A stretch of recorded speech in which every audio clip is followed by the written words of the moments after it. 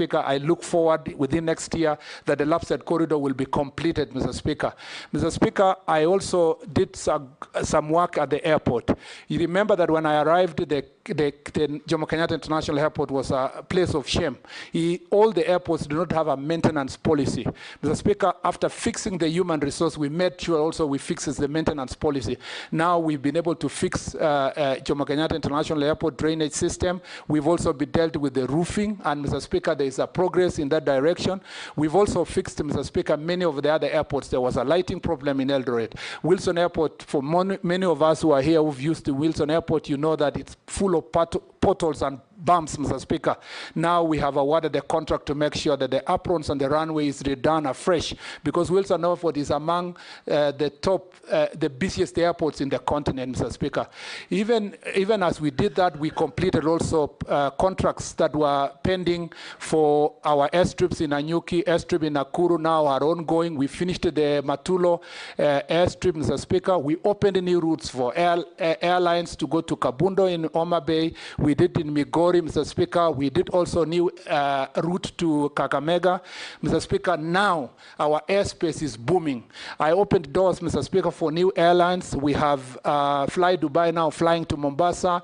Air Indigo is now flying directly from India to Nairobi. And one of my last also responsibilities was to grant Etihad a flight to come back to Nairobi. All this is done balancing, Mr. Speaker, with the interest of the Kenya, Mr. Speaker, Kenya Airways.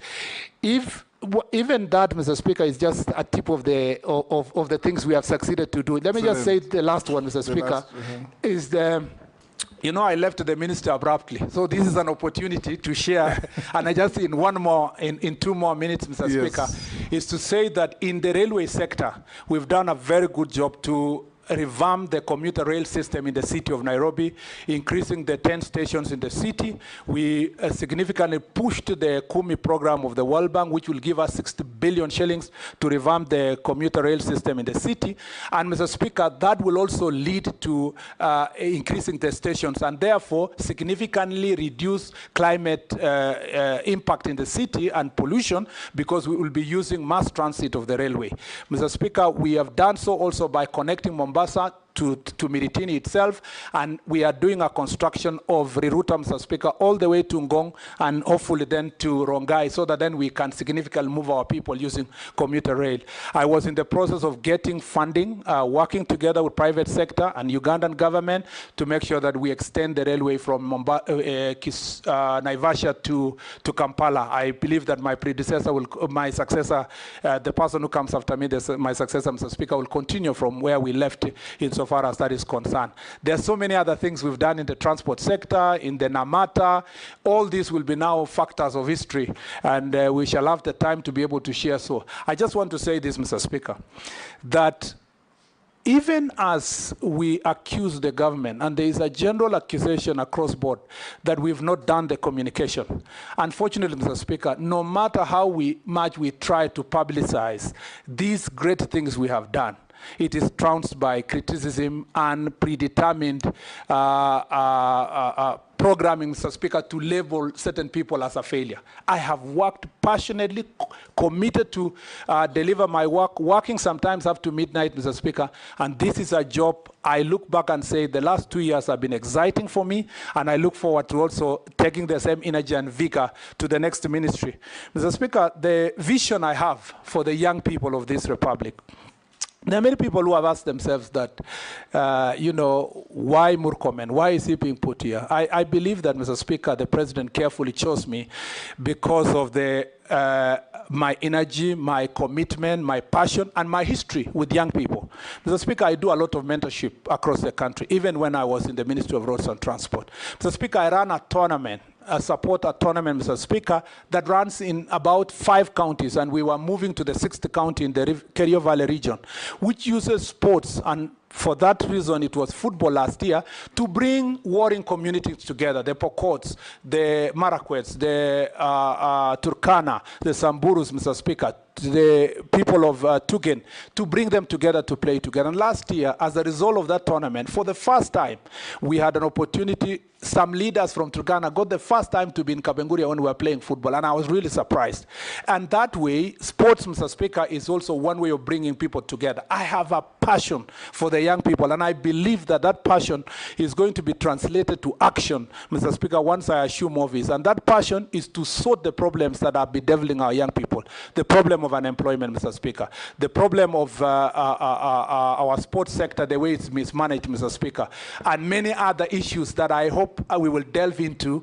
That will because my teacher, Honorable Gladys Boshole, has asked a very wide question. If I'm left to answer, Mr. Speaker, I want to narrow you down now to yes, I thank you, Mr. Speaker. the much you have said and said it well. Majority Leader? Thank you, Honorable Speaker. Going forward now, we answer questions directly. Honorable Speaker, allow me to start with a question on FIFA.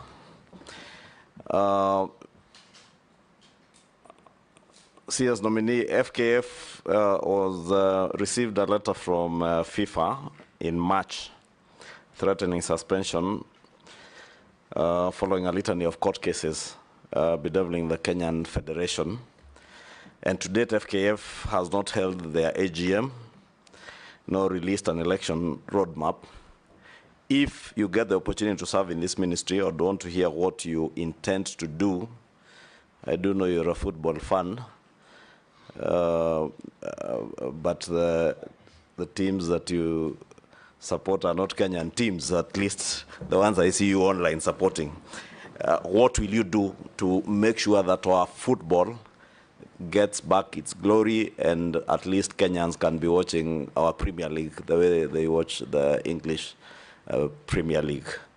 Two, you have clearly put out your report card for the time that you are the Ministry of Roads and Infrastructure. I remember a year ago, you appeared in Parliament and promised Parliament and the people of Kenya that you would be exploring PPP as a model, an alternative model of financing huge infrastructural projects. I do know there was some work on Adani at the airport. Would want to hear whether this is the Kipchumba Murkomen who has been accused on social media of selling, in quotes, our airport. Did you or did you not sell our airport? And who did you sell to? Take Jeanette as well.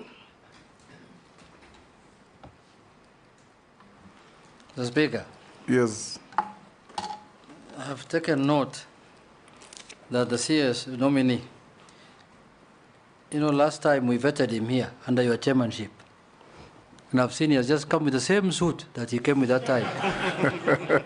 I have the picture with me here in my phone, Mr. Speaker. I was waiting for a different one. It's the same suit. The same suit and the same tie. I was looking for something else. Maybe that's his attire of luck. Yeah, that's what I'm seeing, Mr. Speaker. Maybe the people who live in the valleys of Elgeyo Marakwet told him, if you want to get approval, just take that suit and that tie. Yes. Anyway, Mr. Speaker, the question I want to ask him is that one is about this Ministry of Sports. I wanted to ask him that about protection and growth of local content. What measures will you take to protect Kenyan artists from plagiarism? Then how is the government going to assist local artists, local creatives, in achieving 60% of content for local broadcast? How will you ensure that all Kenyans, including those who do not have access to TV, can consume our local content? How will you achieve that? And lastly, Waziri, from your previous office, please put it very clear to this committee. What is this matter of Adani and Jomo Kenyatta Airport? When did you travel to India? Whom did you go? What is the content of the letter? Everything. We want to know whether the Jomo Kenyatta Airport is still Kenyan Airport or it is now Mumbai International Airport. Please. Yes, nominee. Mr. Chair, as a matter of fact, what... You either refer to me as chairman or speaker. I'm not a chair. I'm sitting on one. Yes, Mr. Speaker. Yes. Mr. Chairperson or Chairman. Yes. Why don't you like Chairperson, Mr. Speaker? Because you don't want to give room for agenda. Yes. Mr. Chairman. Yes. If I say this, I will offend you and other people. I am an ardent fan. Contrary to what Mr. Kimani Ichung'wah said, I am a serious fan of Gor Mahia. I used to. Does that offend me? Because you are a fan. I suspect you are I'm AFC. a fan of Arsenal. No, my local team is AFC. On a light note, I used to. On Saturdays in the St. Patrick's High School, we used to be allowed to get out of school.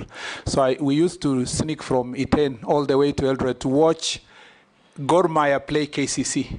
And I was really used to be thrilled. So I've been a Gor Mahia fan for a long period of time. Besides that, in UK, I support Manchester, and in Spain, I support Real Madrid. Mr. Speaker, sports is for fun. And Mr. Speaker, I agree with Honorable Kimani Ichung'wah.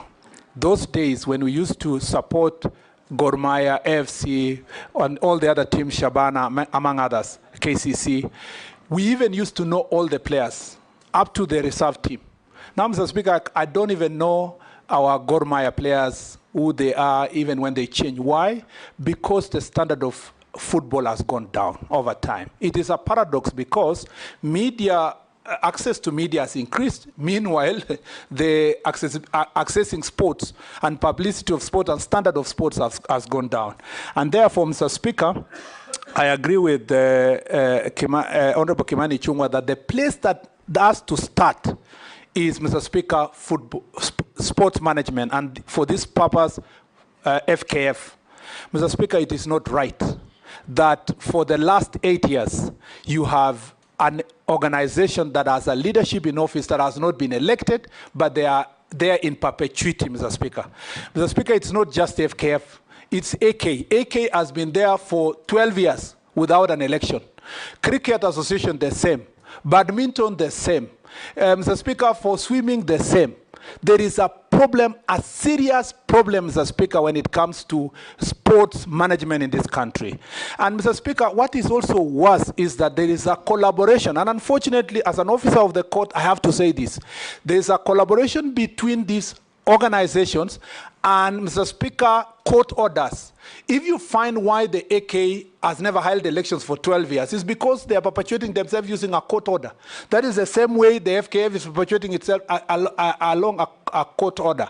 Mr. Speaker, the first thing I will do is to make sure that we bring all the stakeholders, and Mr. Speaker, I promise I'll do that within the next 1 month, all the stakeholders in different sectors of sports to make sure that we have a conversation on how to turn around these sports.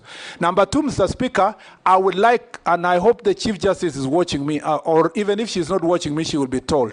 I'd like to have a meeting with the Chief Justice, Mr. Speaker, should I be approved, to discuss with the Chief Justice how they will expeditiously make decisions in relation to, Mr. Speaker, elections and officials of sports associations. Mr. Speaker, the Chief Justice and our judges must understand that they are blocking young people from accessing opportunities, Mr. Speaker.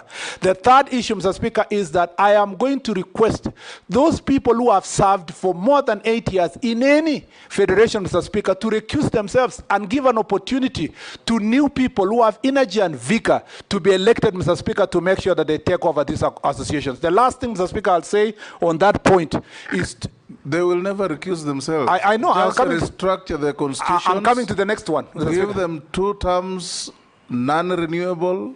After 2 terms, 3 years, 4 years, they finish, they go. I was coming to that, Mr. Speaker. I was coming to the next issue. The next issue, Mr. Speaker, is that we will make sure that we will not finance any sports federation that, Mr. Speaker, is not following the Sports Act and does not do regular elections. Mr. Speaker, the other issue that we must deal with is that we cannot hide. Our sports federations cannot continue to hide, saying that the resources they get from FIFA or World Athletics Organization or International Badminton Organizations are not subject to auditing. We must audit that money, Mr. Speaker, and we will involve Ethics and Anti-Corruption Commission. We will involve DCI if it requires, Mr. Speaker.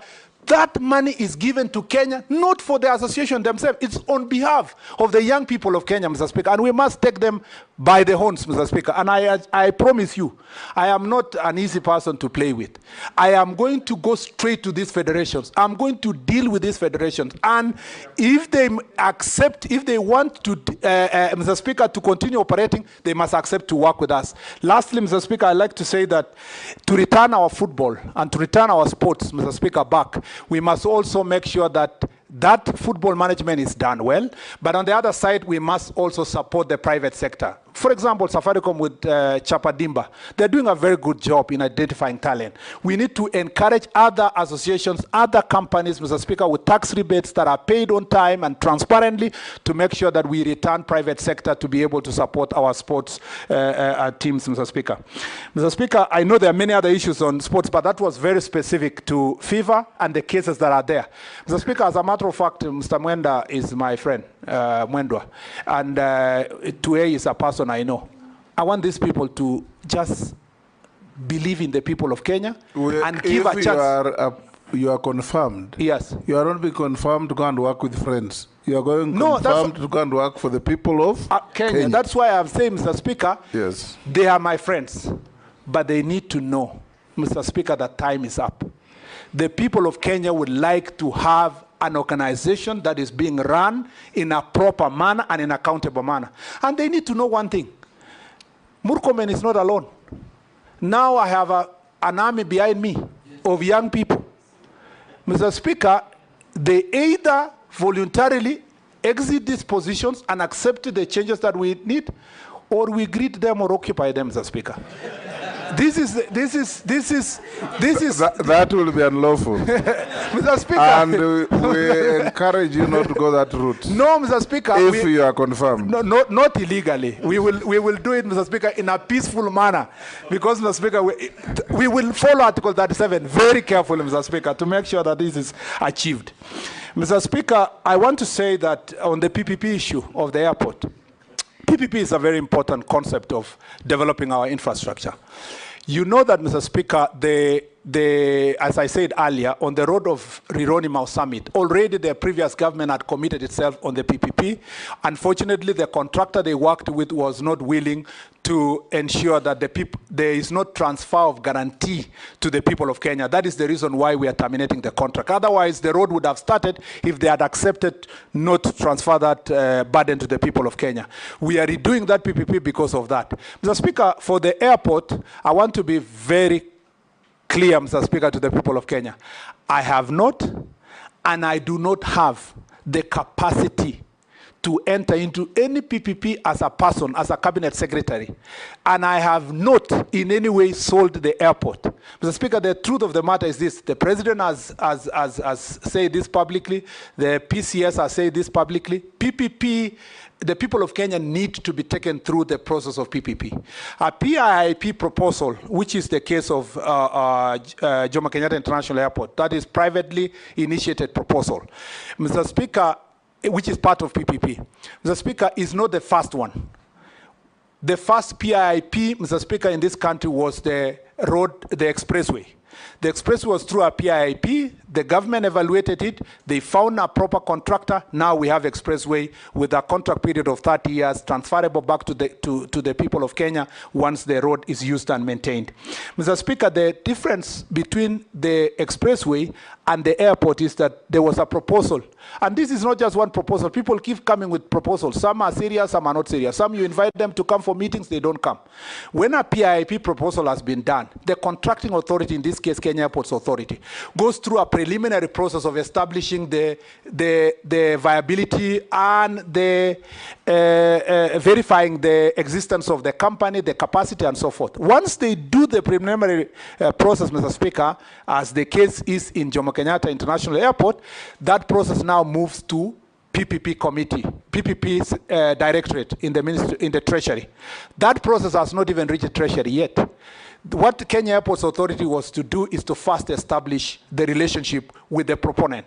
Now, they have reached a certain threshold now that they should be able now to do public participation and stakeholder engagement, after which they will send the report to PPP's committee. The PPP directorate will move it back to the contracting authority. The contracting authority will write to the ministry. The ministry, the cabinet secretary in charge of transport, when the time comes, will write to the attorney general. The attorney general will go through it, Mr. Speaker. If he agrees, also it is forwarded to the treasury minister. The minister, if he agrees, you do a CAB memo. And you know, Mr. Speaker, you have worked in government. A CAB memo will be circulated to among the parties. It's tabled in the cabinet. And if the cabinet agrees, they pass it. So for someone to wake up one morning and say all such an elaborate process would have involved one individual, let alone even one agency. A PPP process is a collective process of government. And I want to assure the people of Kenya that your assets are safe. Jomo Kenyatta International Airport is safe. When this process advances, and I hope it advances, we will get to the level where we will make sure that the product that we get is going to benefit the people of Kenya. One thing I want to assure you, the first thing I did was to resolve the dispute that was there. There was a claim of 20 billion shillings hanging on KAA. Through negotiation and mediation, we made sure that we negotiated out and only we are paying 600 million shillings. Mr. Speaker, that now the airport is ready for investment, ready to receive investment, like other airports. Once we are done with that, Malindi, for example, where Honorable Baya comes from, Mr. Speaker, has got funding from Italian government, and we were able to get funding from Italian government to build a modern airport in Malindi. This is how we should move. If we succeed to get PPP in Jomo Kenyatta, and again, another thing I want to assure Kenyans, where the proponent will build the terminal is the only size of land, maybe 20, 30 acres. It's not 1,000 acres, the total acres of Jomo Kenyatta International Airport. It's only a small section that will be concessioned where the proponent will build the terminal. And we need it.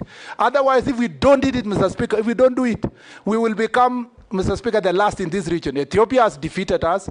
Rwanda is about to complete their airport. Tanzania has improved theirs. Even Uganda have a better airport. Even Entebbe is looking more presentable. The same Kenyans who are talking about leaking roofs, drainage systems, Mr. Speaker, very bad infrastructure at the CS Nominee should be able to support that CS process. Nominee. Yes, Mr. Speaker. You're just confirming one thing. Yes. Even the president lamented that the weakest link in his government was public communication. You seem to have all the facts, but nobody has been told.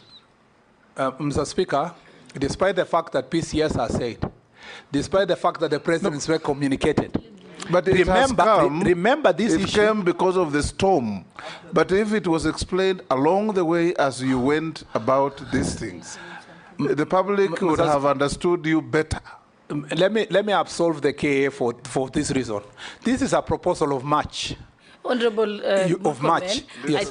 I think what we just need to we have to admit that we were bad communicators. Just assure Kenyans that you will communicate better in your next assignment and that you'll advise your successor to ensure that this message you have given us today of the great work you have done will go out to be known by the public. We can now. Yes, Unit. Mr. Speaker, I agree with you. You see, Jomo Kenyatta is the biggest airport in the country. In the region? In the region, actually. And that's the biggest, one of the biggest assets Kenyans have. You want to go PPP with it. And Adani has written a letter saying that he wants to go PPP. You are not informing Kenyans that Adani, a man called Adani, has written to us. Then you expect Kenyans to keep quiet. And they can see the airport was almost going. They will not keep quiet. They will not keep quiet. Mr. Anyway, let's move on. For the record, let me just say for the record. You are being evaluated for Minister for Sport, so let's move to sports. But my integrity on this issue is important. We move on. That, Mr. Speaker, this is a proposal of March this year. Before you communicate to the people of Kenya, you always get every year 2-3 proposals. As a matter of fact, I can confess, we've received, for airports in Kenya, we've received more than 20 proposals when I was in office. But you keep evaluating to see who is a joker, who is a serious person. Once you achieve a certain threshold, the public participation engagement is done, which was supposed to be done from this July. But, Mr. Speaker, it coincided with the time that the president made the changes, when we were now supposed to do this. Number two, more than 5 times, I have communicated PPP on Jomo Kenyatta International Airport through Parliament. Several times I've been asked this question, and I've said there are proposals that we are working on, looking at, and we will communicate to the public about the PPP. So, Mr. Speaker, the time had not reached for us to make that public. You've made the point. The last thing I want to say is that Honorable Junet talked about protection of local content. I think, Mr. Speaker, we just need to be serious as a country. We need to implement our intellectual property laws, Mr. Speaker. I know that we have institutions in place, Kenya Copyright Board, Kenya Industrial Property Institute. We have also, Mr. Speaker, Anti-Counterfeit Agency, which I served as the first board member who are supposed to do enforcement. I think that needs to be done. Suffice to note, Mr. Speaker, that is not within my ministry. It is in the Arts and Culture Department in the Ministry of Gender, Mr. Speaker. Mr. Speaker, also in the terms of local content, I totally agree with Honorable Junet. We need to bring Citizen TV and Royal Media have a product that they try to support local content. Mr. Speaker, they want to go the same way with Sony Studio, Universal Studios, and so forth. We need to support more of the same of local companies that are going to take local content, air them, and, Mr. Speaker, pay our artists across the country. And this 60% local content is easily achievable if we find ways of engaging them. And I think what I have had for the short period after my nomination, I have engaged the sector. Many people think that this is one sector that has never had proper public participation. The people have the ideas, the stakeholders have the ideas. It needs just a leadership that is listening, and I'm going to listen to them, and we work together towards achieving this 60% local content. Members, one question each, and Minister Nominee, you answer concisely and precisely. Yes. Naisula. Mr. Speaker, allow me to say this because PPP might happen again where the nominee will go to. And you heard what the nominee of Treasury said this morning, that Kenyans are scared of PPPs because most of the time there's so much miscommunication about it. We hope as a committee you will do better in your communication and also look at those PPPs that they serve the interest of the country more than the investors. That is what the nominee of Treasury said. But to my question, that is just a comment. You will not a comment. Don't answer to it. Yeah. So I have a comment. Kenya is hosting the African Nations Championship 2025 next year and the AFCON in 2027. Do you have any ideas on how Kenya can deliver this to world-class standards? What will we do differently if we find you suitable to hold that office? And how do you plan to incorporate stakeholder and public feedback into your planning process? And lastly, do you know if as a country we have a gender violence and abuse policy in sports? Nominee. In the interest of time, I will go straight to as guidance, Mr. Speaker, to say that yes, I am aware that we are hosting CHAN next year. We are preparing Nyayo Stadium and Kasarani for purpose of to be ready by December for purpose of CHAN, and then in preparation for the Africa Cup of Nations in 2027. Mr. Speaker, I'd like to say that to deliver this world-class, to deliver the tournament to a world-class level, Mr. Speaker, we are going to put in place a steering committee that has all the stakeholders. Mr. Speaker, I'm also inviting, and I will invite the private sector to quickly join in. We don't need to wait until late, Mr. Speaker, to make sure that they invest, Mr. Speaker, in the opportunities that come with, Mr. Speaker, the Africa Cup of Nations in 2027. Mr. Speaker, also we are working on the infrastructure. Talanta Stadium, which is going to be in Jamhuri along Gong Road, Mr. Speaker, is ongoing. I will make sure that it's delivered to the required standards. Mr. Speaker, also all the stadium where the players who are going to train, we are going also to make sure that the stadia are put to be world class. One thing that is lacking in our country as we speak, Mr. Speaker, is that we do not have standards put in place in regulation of infrastructure.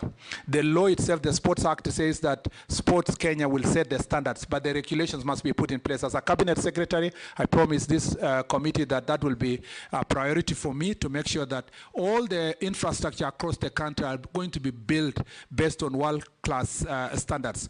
Because, Mr. Speaker, you will find some counties are awarding contracts, some institutions at national level awarding contracts to build a stadium, but if you realize the stadium themselves, they are not world-class. We are redoing now Nyayo Stadium. Yes, we are redoing Nyayo Stadium.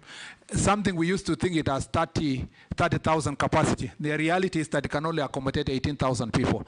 The same to Kasarani is going to come down to 50,000 from the 60,000 we used to think. Because when you now deal with the standards itself, Mrs. Required standards, it's going to be different.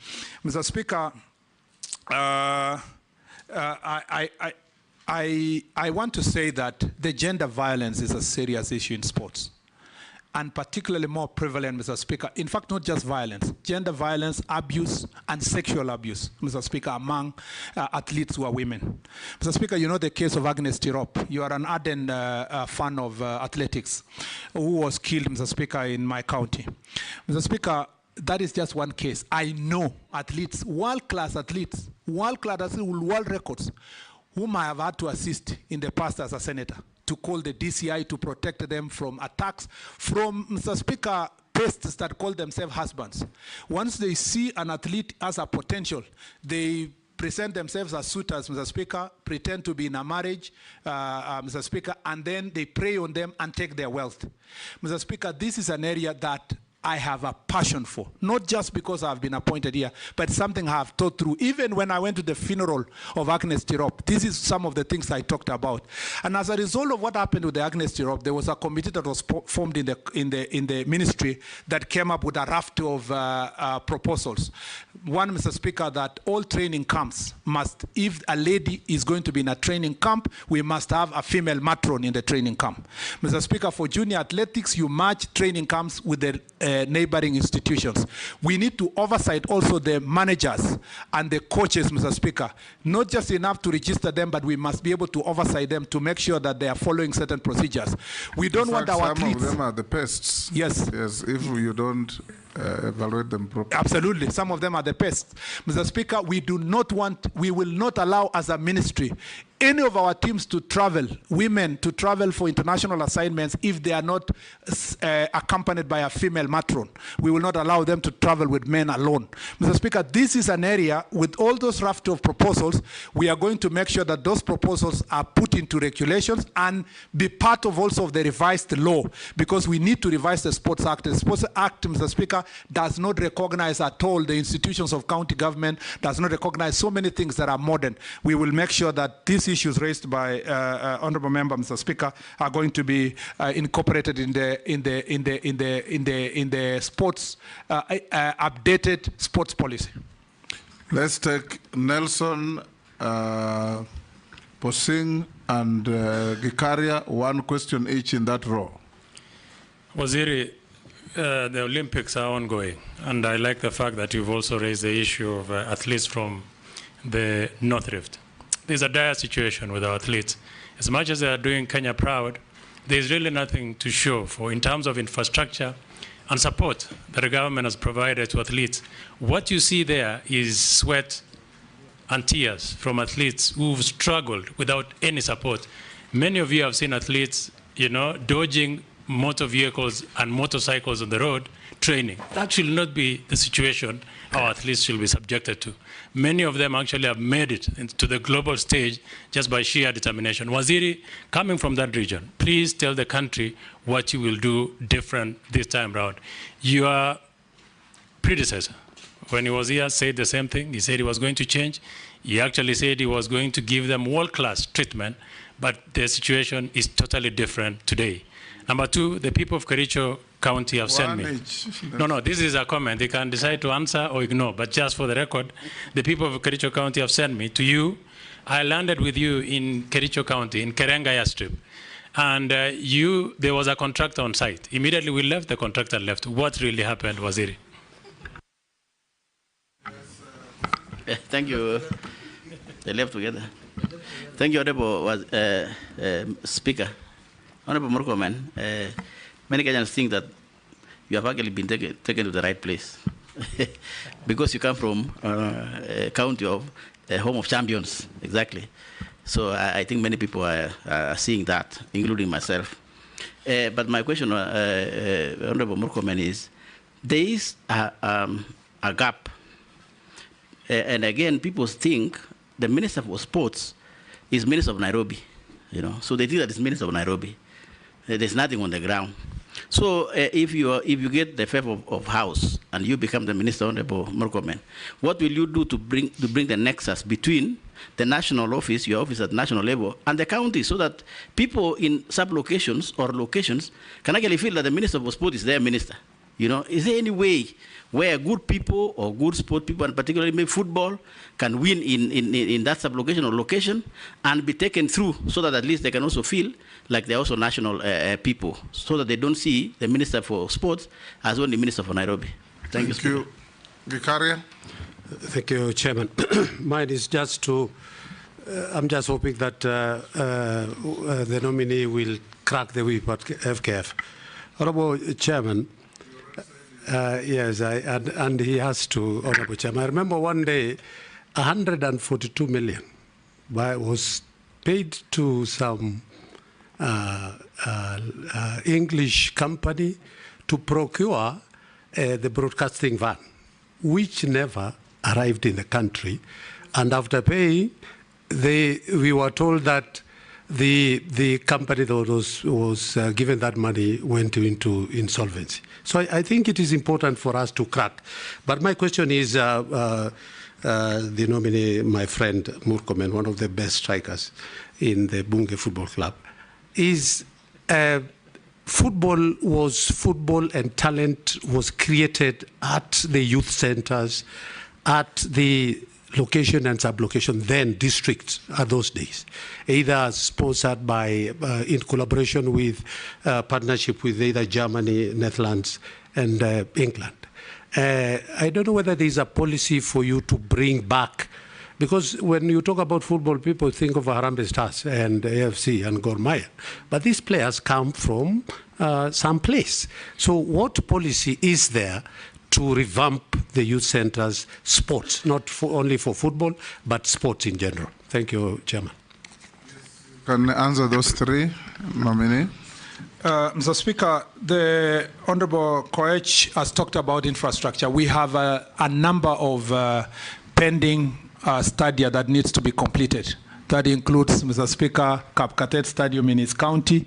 It includes also, Mr. Speaker, the Wote Stadium in Makueni. It also includes the Kamarin, the famous Kamarin Stadium, Mr. Speaker, in Iten. In fact, I was so embarrassed. I'm sure most of you have seen this documentary in CNN, which has been run in the last 2 weeks. Mm-hmm. And you know, it's now Kamarin is a monument of shame, because the athletes there are complaining about the infrastructure, and the journalists are showing how the Cameroon has become what it is. The Speaker, I have been briefed already, Mr. Speaker, in the process of preparing myself for this confirmation hearing, that some of the processes are ongoing in terms of delivering the infrastructure. Mr. Speaker, I appreciate that the President has already given direction that sports fund should be wholly supporting the sports activities, and one of which is delivery of the infrastructure. I will make sure that, unfortunately, I'm being followed by the problem of pending bills all the way to sports infrastructure, but we'll make sure that we structure the sports fund in such a way that we'll deliver our infrastructure. We need to complete Bugungu Stadium, Mr. Speaker, in Bungoma. We need to complete the stadium, Mr. Speaker, in Bungoma. Masinde Muliro. Masinde Muliro, yes. I was confusing with the one in Buhung is also stalled. Yes, it's stalled, but the main one was to make sure that Masinde Muliro is covered properly and completed. The one is Kericho is completed because we built it recently because of these Madaraka issues. We are going to do a Kwale one. It must be also up to standard, but also all the other stadiums, Mr. Speaker, that are still pending will be completed to standard. Speaker, also Udaya Stadium and Ruringu Stadium. Ruringu and Udaya, Mr. Speaker, have also especially Ruringo is in advanced stage, we'll make sure that we complete and restructure it. It is part of the stadium, Mr. Speaker, that are going to be used in African Cup of Nations for training, and we will make sure that we deal with that. Mr. Speaker, on the issue of, so the infrastructure is very important. The second thing is, Mr. Speaker, it's not just enough to do infrastructure. The government must invest in the training itself, in identification of talent, and I'll marry this with the question of Honorable Kikaria. We will use the Kenya Academy of Sports to make sure that we establish training centers in at least all the counties, Mr. Speaker, where we are identify talent are trained. We will work also with the schools. Schools are better placed to help us to identify the talent. There's some of our footballers, like Adrian, Mr. Speaker, who are picked last year to go to Spain, who are, as a result of sports championship in high school and in primary school. We will make sure that we work with them. In fact, one of the issues that I need to explore is to make sure that the Kenya Academy of Sports are going to train all the teachers who are coaches across the country. And not just training, they must also be certified, so that that certification is going to be recognized in their promotion, so that we need to use the teachers who are already in schools to make sure that we develop. That is really what is bottom up in terms of sports. Mr. Speaker, just to mention the Karenga Stadium in passing, as has been asked by Honorable Nelson, airstrip. It is true that we established and built Karenga airstrip for purpose at that point in time to facilitate the travel as insofar as the Madaraka Day was concerned. However, we had promised the people of Kericho that we will do a world-class airport there, and we needed land. Even when we built the airstrip, the land did not belong to the government of Kenya. It's still being owned by the private company that owns the tea farm. And the negotiations are in advanced stage, Mr. Speaker. I believe we have, that we will succeed to get, they had offered about 20 acres, but I said, it will be useful to get at least 100 acres in that place so that we build an airstrip properly with a proper terminal, Mr. Speaker, to serve the people of Kericho. The money had already been set aside by Kenya Airports Authority. Some of the money that was allocated at that time, part of it has been used, part has been left to complete the negotiations. I have no doubt in my mind that my successor will deliver Karenga airstrip, Mr. Speaker, in the fullness of time. Had I been given a bit of more time in the same ministry, I had no doubt that within the next 1 year, we were going to be able to deliver the Karenga airstrip. Not just Karenga airstrip, many other airstrips across the country that the people of Kenya are demanding, because we want to make travel become bottom-up, cheaper, and our country accessible, including the plans we had in Moyale and Marsabit County and a number of the airstrips, Mr. Speaker. I agree with Honorable Kosing. Honorable Kosing's county produces some of the best athletes in the country. Mr. Speaker, you know, Honorable Kosing and I come from the same area. Leland area produces some of the best athletes, world beaters. But, Mr. Speaker, the facilities are not there. There's a place that border both of us, they have a small training camp. There is also another training camp in Kapenguria, among other places. But, Mr. Speaker, most of those camps are owned by private people, and they're very small. Mr. Speaker, the first gap is that Sports Act does not recognize counties else anywhere. That is why we must review Sports Act immediately to make sure that even as national government set standards and do some of the sports functions, the county governments are given, have a partnership with national government insofar as implementation. Mr. Speaker, we also need to make sure that sports development, the grassroots, the same question that had been asked by Honorable Kikaria and Honorable Nelson, that we need to make sure that through Academy of Sports, we are identifying talent very early and mark them to be taken to specific areas of training so that we can succeed. In fact, the other thing that we must do is to make sure that even as athletes prepare for their sports, they should not leave their education. There is a serious gap, especially in athletics, Mr. Speaker, where many of the athletes, once they go to running, they are told, you know, concentrate on running. Yet when we go to rugby, you have graduates with master's degree and they still succeed in rugby sevens and their rugby career. So it's just an attitude of how we fashioned the athletics. We need to make sure also we support their education. And to follow what Honorable Kikaria said, we need also to deal with these investments, we need to attract more people to establish academies in the country, sports academies. I know the international schools have very good facilities for training young people. We need also that to be affordable to the people at the bottom of the pyramid by making sure that we support investors who can come from out of the country to do what used to be done in Mathare and other areas to using, Mr. Speaker, establishment of academies. Mr. Speaker, the last thing I'd like to say is that Honorable Gikaria spoke about the 142 million van and the all problems that we have in this sector. Mr. Speaker, corruption is a big issue in this. I'd already covered that. Yes, I'm just saying that, just as he said, we are going to be able to deal with the issue of corruption you have to carry head on. A forensic audit. Yes, on Mr. how Speaker. much money international organizations have been sending to these institutions. Period. It is so ordered, Mr. Speaker. You have ordered. Mary? Thank you. You've touched on sports academies. Honorable Nominee, 31 academies of sports are earmarked to commence this financial year, 24-25. They were advertised, but again cancelled. Honorable Nominee, we are at a time when Kenyans are tired of too much talking.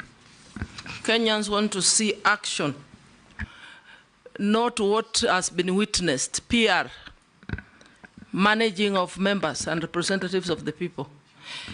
I want you to tell Kenyans, if you succeed in this nomination to the ministry, how long will it take you to advertise for the commencement of the sports academies?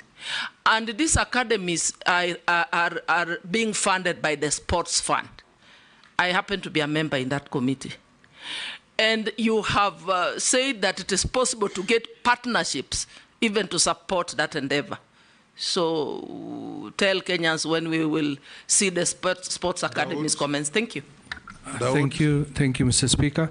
To Honorable Murkomen, we've worked with him in this Transport Committee, and I want to ask him, you have talked about the Jan 2025 and 2027, but I didn't hear you mention anything about the stadium in Meru being used, because the stadium was done for over 1 billion shillings, and already it has not been even handed over.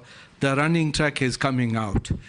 And the youth who come to leagues, they spend over 1 million shillings just in courses run by FKF for training and all that. But in return, they do not get anything. And then they pay 60,000 to join leagues. And after joining leagues, they have to pay to use the stadium, 15,000 shillings. And I believe it's all over. So my question to you, Honorable Murkomen, is what are you going to do about the youth? It's not just football. It's all sports which we need the youth to be involved. And as well, the same Sports Kenya, which did Meru Kinoru Stadium, and it's a very big stadium, I believe you've been there, demolished our police station in the stadium, demolished the ACC's office, and promised to give 42 million to build new ones, where your two predecessors, if you are confirmed, Honorable Ambassador Amina, she ignored it.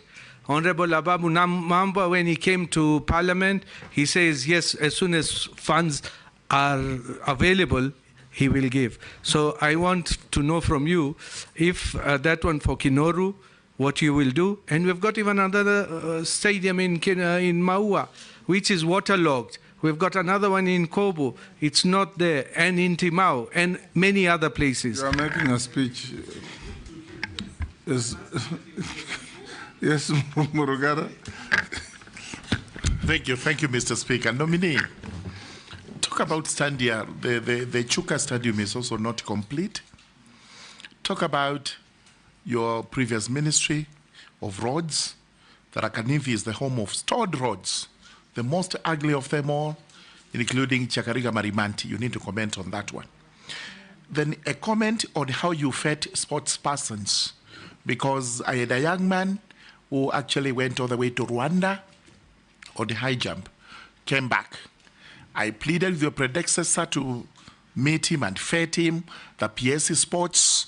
I received the cold shoulders and nobody did any of that. What is the policy you're likely to have as regards the feting of sports persons? Young people, actors or artists, they are occupying us because they're not happy. They are doing all this work, but their royalties are not being paid. What are you likely to do about improvement on payment of royalties for these artists, including what benefit Kenya gets from all these nice movies we see internationally with the Animal World, National Geographic, Animal Films, Wildlife? What benefit does Kenya get from all this? Because this is where we should be selling our property and receiving payment for. Thank you. Nominee, answer those three. Mr. Speaker, again, I'll try to summarize. On the Honorable Daoud's Chan 2025, yes, we are prepared, and I would love to get a brief whether Kinoru Stadium is one of the beneficiaries in terms of either training or playing. I know, of course, Kinoru Stadium. I've even addressed a rally there, the famous rally before. And you speak to the same things I talked about. I told you about standards. A county starts a stadium, they build. Sometimes it is a money-minting project. There is no intention to complete, or even it's completed, it is shoddy. It is not just Kinoru alone. All the stadium across the country. There was the case of Kericho. They finished it and it was coming out. Machakos the same. There were many other places across the country. That is why it's important to put in place standards that you can measure against, so that if you don't achieve those standards, it is easy to even prosecute the contractor, because there is international standard adopted locally. And I promise you, that will be my greatest priority. And I hope I can do that within 3 months, because I have had a conversation and bring it to this house so that this parliament and parliament can be able to pass regulations that will make sure that standards of sports facilities are adhered to. I also want to say that on the question of your demolished DCC office and the chief's office, if I look at the money you're asking, that if we speak, if also Honorable Kindiki is approved, this government is one government. We can tell Interior, please find other resources, because we are straining insofar as completing the infrastructure, find other resources and build a DCC office. And Honorable Kindiki is not just your neighbor, he's your friend. So we can be able to sort that issue, God willing. The third issue is that on the Chuka Stadium, I think also I was briefed that it's not yet complete. We need to just make sure that we complete now within the standards, with the required standards, so that we don't also complete hurriedly, but in a shoddy manner. Sorry for Chakarika Marimanti. You know, it's my pet subject. I was there with your senator then to launch it in 2014. And the biggest problem as our country, and I pity my successor in this sense, that you have a pending bill of about 165 billion for road construction. I don't know what we are going to do, because this is not just a ministry problem, it's also a budgetary problem. And when I see that Finance Act failed, and then the other Finance Act is also facing challenges to another gap of another 200 billion. I think we need to be serious as a country. If we really want this infrastructure, we must be able to raise our own resources and support the infrastructure sector. Unfortunately, or fortunately, our honorable member here, if he's approved, will be the Minister of Finance. I hope he will be able to solve that problems, because he also has tolled roads in the Sori Road in Homa Bay. In Homa Bay, sorry. Mr. Speaker, on the question of the particular student, I will be very deliberate, very personal to solve individual problems. I know athletics, you can have, do you know there are countries that travel with only one athlete? You know, the whole federation goes with one athlete. Mozambique did so in more than 4 Olympics. Yes, so we are lucky as a country. She always came back with a gold medal. Yes, Maria Mutola, yes, 800 meters. So, Mr. Speaker, we can be able to make sure that we meet that person individually. They are very important. By the time they are reaching that level, I am ready to meet them within the first 1 week when I go to office. And George, being my senior honorable, he should be able to bring them. You know, the nominee has been responding like he has already been approved. He's just said when I go to office, he is not to use the word if at all. I have used so many times, Mr. Speaker. Hearing him say, if I'm approved. Yes. Should I be approved if I am approved, Mr. Speaker? I think Mr. Speaker, have a go at you. There is a problem with the royalties issues, Mr. Speaker, for our musicians and performing arts. Mr. Speaker, that responsibility, it's very important that we sort out corruption in the CMOs. The people who have been given the contract to collect, we should not give them a free hand to collect and distribute without government having a view of what, Mr. Speaker, is being collected. And I think this is an issue Parliament should take up seriously.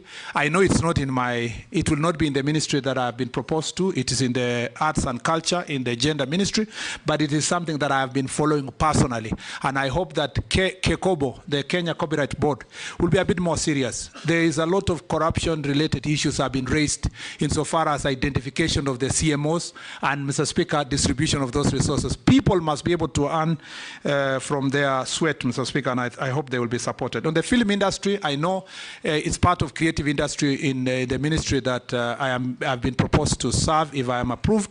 Mr. Speaker, I have been told that the law that governs this sector is a 1963 law. Mr. Speaker, the association itself and the policy is also an old policy. Again, I've received a representation by many people who say, if you are approved, please organize the first meeting. I'm even told that insofar as filming our wildlife, the preference goes to foreign filming companies that come to film, and the local companies here do not get access to and they're getting billions of money, Mr. Speaker. There is no accountability or transparency as to how much they are able to live in our country. This is an area that we must register all the filmmakers when they come to our country, but we must also facilitate our own filmmakers to be able to benefit from our own animals, Mr. Speaker, in our national parks and game reserves. I thank you, Mr. Speaker. Owen. One question, followed by Robert, one question, Mule, one question, Raso, one question. My one question, Honorable Speaker. In that order. Kipchumba Murkomen, you're my good friend, but that notwithstanding. Causing with the nominee. Okay, I said notwithstanding. You've mentioned Stadia all over Kenya, but you've not mentioned any in the North Coast. Unfortunately, this government has never invested anything in the North Coast in terms of Stadia. And the coast in its own would be a very good place for sports. Even parliamentary games are coming to coast, but where will they play? Because we have no. So if you are given this opportunity, would you consider investing in Stadia in the lower coast to promote the youth there, where there's immense talent in terms of football and other things, but it has never been tapped because of lack of infrastructure? I thank you. Robert? Yeah, thank you, Mr. Speaker. Nominee, I just want to mention one thing that I've heard you mention here about growing talents from schools. Maybe one of the reasons that this fails is because the capitation given for activities in school is totally inadequate, and that is under the Ministry of Education. So maybe you can talk to your counterpart, if approved. Just one question.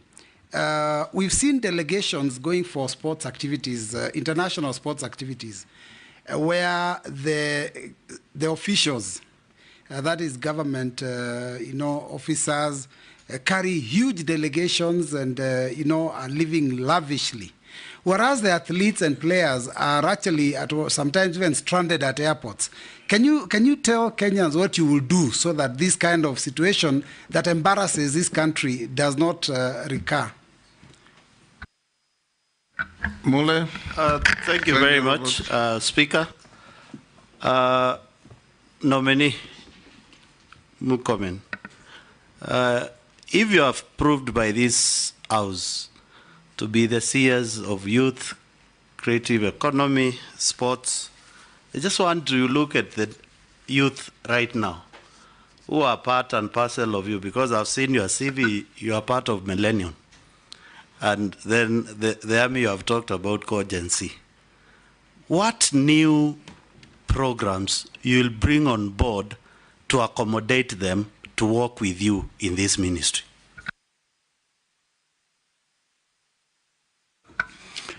Thank you very much, Honorable Speaker. Honorable Murkomen, my issue is about land for sports. If you move around Kenya, you find a lot of development. And even when you go around our counties and constituencies, we want to grow the talent of youth in either athletics or even other sports, whether it's rugby, football, hockey. But there are no pitches. People build everything, and then the youth, sometimes they play on the road.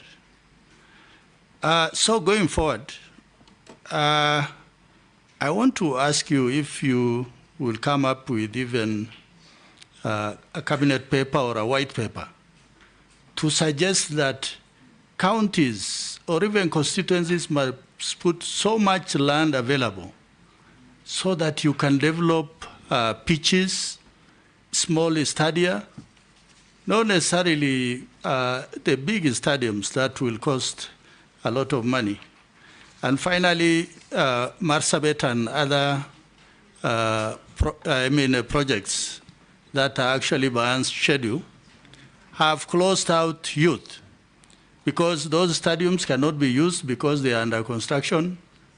Partially they are developed, and those structures, if they are going to be used, might collapse and cause unnecessary deaths. Maybe you can comment on that. Thank you, Honorable Speaker. Answer those, nominee. Mr. Speaker, starting with Honorable Owen, there is marginalization of a number of regions, especially the ASAL areas, when it comes to stadia. Mr. Speaker, I agree with Honorable Owen. Kilifi is not ASAL? It is. Part of Kilifi is ASAL, Mr. Speaker. Not ASAL. Okay. Yeah. Mr. Speaker, in the northern part of the coast, there was already a proposal that Shanzu should have a big stadium, and that proposal is ongoing. It was even meant to be part of the African Cup of Nations preparation, but Mr. Speaker will follow up. But also in Kilifi itself, we need to work together to make sure we achieve this. I think the key thing is let's have an updated sports policy that says what is the standard of a stadium you have in a county, and which other pitches, including community training grounds, can be established, so that then, and which are going to be done by counties and what can be done by national government. And even after they have been constructed, what is the maintenance policy? Who is going to maintain? I think that once we have that policy, we have a way of sustaining those facilities. And Mr. Speaker, I totally agree with Honorable Mbui that the capitation, the problem is that we consider physical education, sports, Mr. Speaker, as a luxury, as an additional activity which can be done or not be done. We forget that that can be the quickest way of developing our people. Mr. Speaker, I think we need to have a serious conversation with the Ministry of Education to make sure that we support sports activities deliberately. Luckily, the Sports Fund has been supporting sports activities like the National Football Championship. Sports Fund has been chipping in, but we need a structured way. In fact, in some countries, the Ministry of Sports would be combined together with education as one ministry, with one department being the sports, for structured working relationship between the two departments. And I think even without that being structured to be one ministry, we need to work together with one government to see how sports is how we are going to use our education institutions. By the way, I saw yesterday a number of Olympic winners, swimming and so forth, are in various schools in Europe. You know, they keep, the commentator is saying, oh, this one has gone to this school in Europe, that's gone to this school in Europe, this is a student in this university. This should be the case. Schools and the university should be the breeding ground for our talents, and that is where they should be located. Mr. Speaker, on the delegation going to international sports, I think that my ministry will take, if I am approved, Mr. Speaker, my office will take a serious, Mr. Speaker, concerned, and make sure that we follow through the list of the people who are traveling, so that essential people can only travel. And if there are extra people who want to travel at their own cost, there is no problem. I also very careful not to call people joyriders, because I saw a friend of mine was being accused of having gone to Paris with their daughter, only to find out that he didn't travel using public money and the daughter didn't travel using public money. So sometimes we must get the facts. Usually MPs... The most offensive one was when people called Kipchoge Keino a joyrider to Rio. It is the father of our athletics.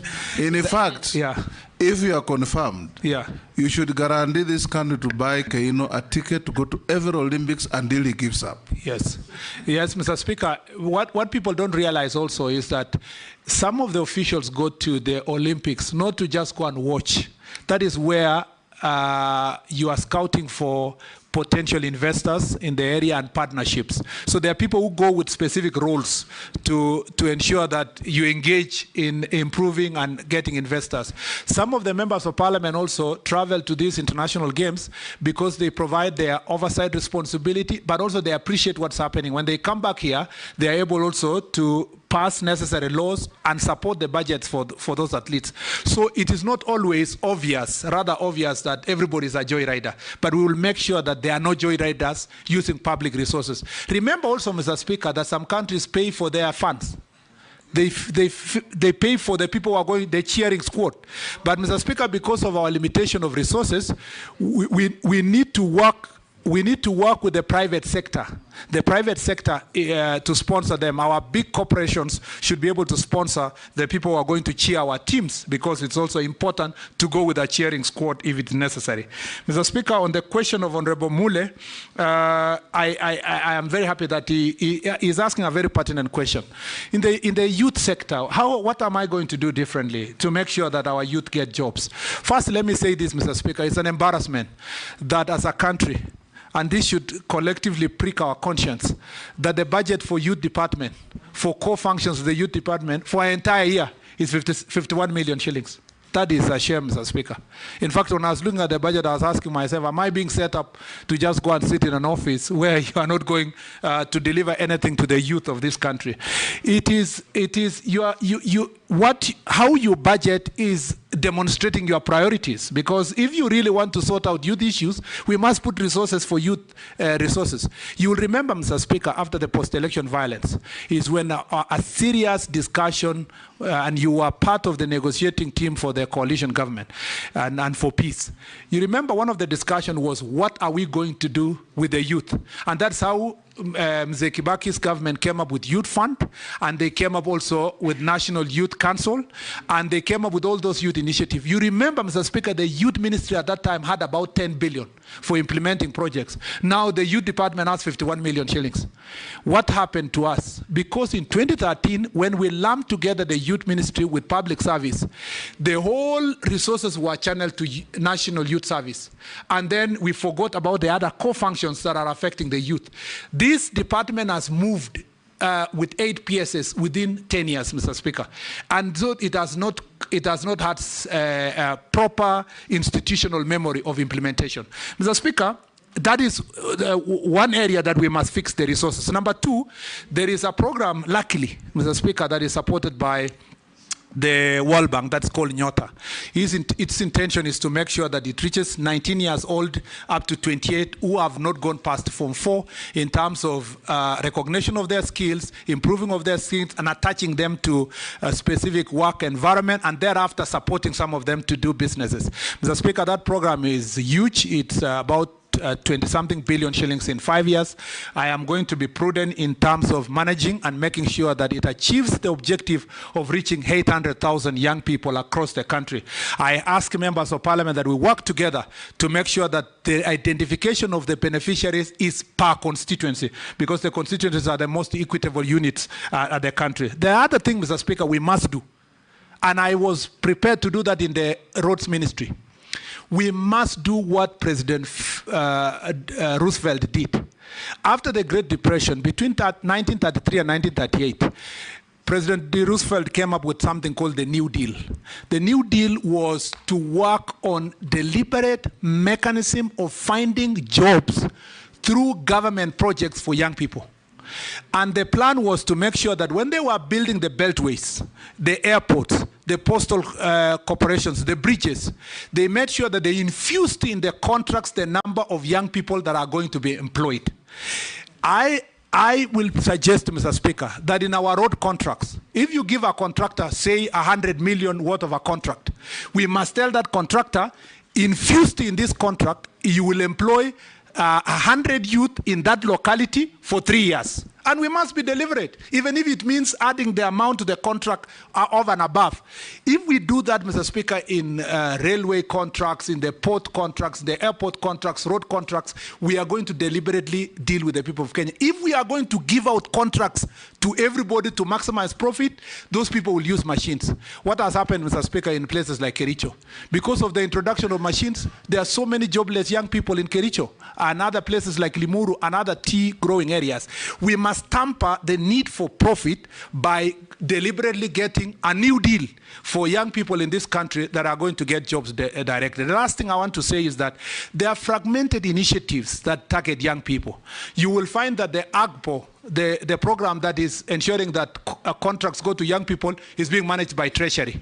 There, the Treasury only see the registration of the company as a young person. They don't even realize that this young person is just a facade. You have another initiative in ICT that is called Ajira. You have another initiative in Public Service Commission that is called internship. So all these initiatives are fragmented. What we are going to do in the Ministry of Youth, if I'm approved, is to make sure that there is oversight. These all initiatives across ministries are going to be reported to the Ministry of Youth so that we can collect them and we make sure the oversight and make sure that we force all government ministries, departments and agencies to make sure in their performance contracting they report annually how many youth are benefited from the programs and with clear statistics of where the youth are found. Mr. Speaker, on the issue of Honorable Raso, I agree with him that we need to establish, and again it goes to the policy, that what kind of study are you going to build in different parts of the country, and we must make sure that is why the absence here is the disjointed relationship between the national government and county government, because there is no intergovernmental framework under the law that makes sure that we work together to establish those community training grounds and the issue of stadium. The issue of Marsabit Stadium, Mr. Speaker, I will make sure that I follow up personally. I was really wishing to go to Marsabit as a Minister of Roads and Transport because we have some airstrips we were working on there, and also we are open to the Lapset corridor. We want to put ICD there. So, Mr. Speaker, I will go now. Mr. Speaker, on behalf of this ministry, if I'm approved, to make sure that the stadium is completed. We want you to shift your hat from roads to youth and sports if you are confirmed.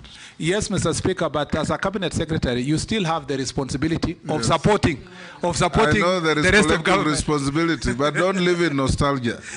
Let's have now, yes, Junet?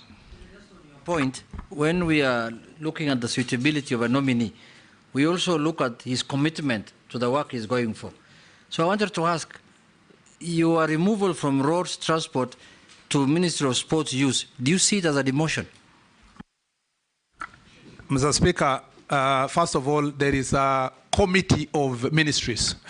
Mr. Speaker, when I was in roads and transport, I never at any point thought that my colleague in youth and creative economy and sports was a lesser minister than myself. So I don't see any ministry to be different from the other. Shuria? Thank you. One question, Mishi, one question, Rahab, Yes. one question.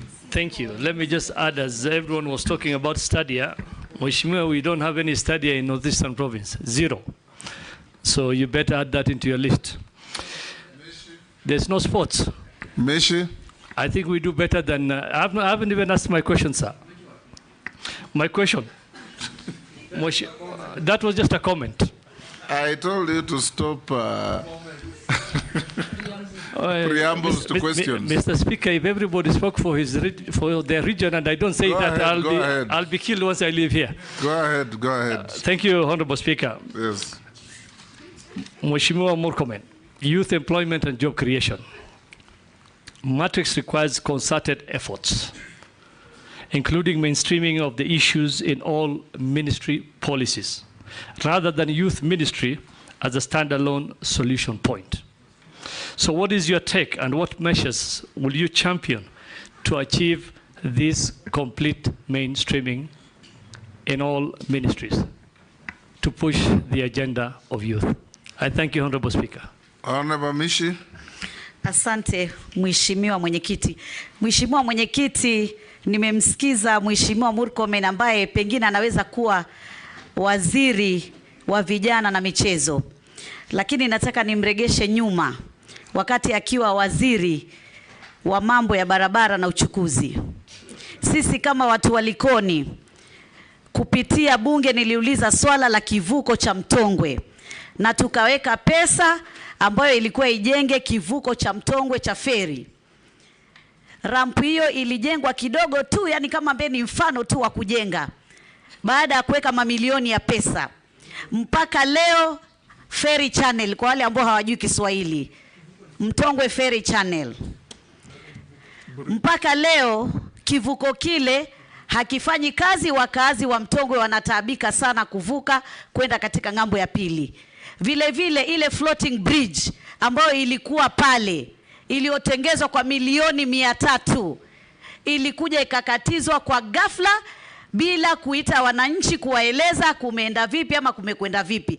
Sasa mimi nauliza, umezungumza maneno matamu ya kumtoa nyoka pangoni, lakini kusema sio kutenda. Unaweza kusema na ikawa ni mkono mtupu au rambwi. Mimi nataka nimuulize waziri, utatutibishia vipi ya kwamba haya ulioyasema hazitakuwa ahadi za urongo kama zile ulizoahidi kupitia wizara yako kwa watu wa Likoni, na mpaka leo wanalia hakuna floating bridge, iliwekwa wakati wa regime ya nyuma, sasa hakuna tena, kivuko cha Mtongwe hakuna. Mwisho tupe tathmini ya talanta hela. Asante Mwenyekiti. Oka amekatalia pangoni.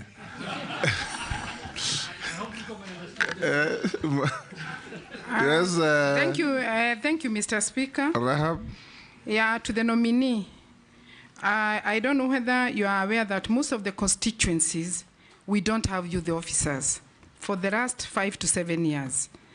And I'm sure you need those youth officers because they'll help you to go on the ground and do mapping and know exactly what is happening on the ground. Honorable Speaker, I've also received another question from your friend, Honorable Murkomen. They are asking, if you are confirmed, what are you going to do to gain their confidence, your youth? Thank you. Nominee. Thank you, Mr. Speaker. Mr. Speaker, let me start with Honorable Shuria. First of all, youth, no, I agree first that there are no stadia in the, as I said earlier, in the arid and semi-arid areas.